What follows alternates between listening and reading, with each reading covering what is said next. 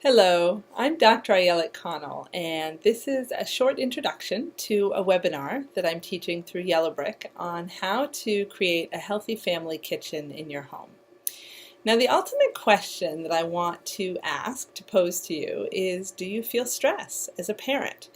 I mean, the reality is that every parent feels stressed, no matter how much help that we have, whether we live near, extended family, whether we're a single parent, whether we have zillions of resources, we're still going to feel stress. And the reality is there's a lot of things we need to juggle as parents. I mean, myself, I have 2 little kids, and I work a full-time job, and my husband has a full-time job, and we just manage. It's a lot to handle. So what I want you to consider, and what this webinar is really about, is the question of, is it possible that how we eat can affect how we feel? And I don't just mean in our belly.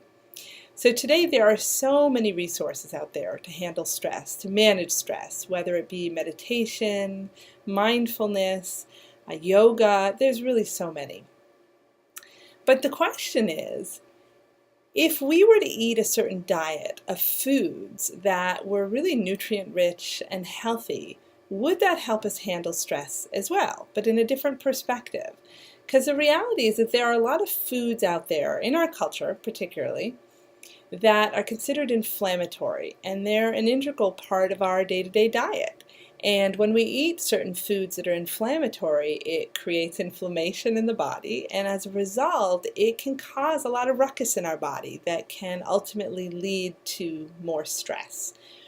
So what I talk about during this webinar is all about how to shift your diet and your kitchen at home for you and your family to reduce inflammatory foods. And of course I talk about what foods are inflammatory and what foods you really want to increase in your diet, with the ultimate benefit, the ultimate result being feeling better. Whether you have pain, it would help to reduce pain.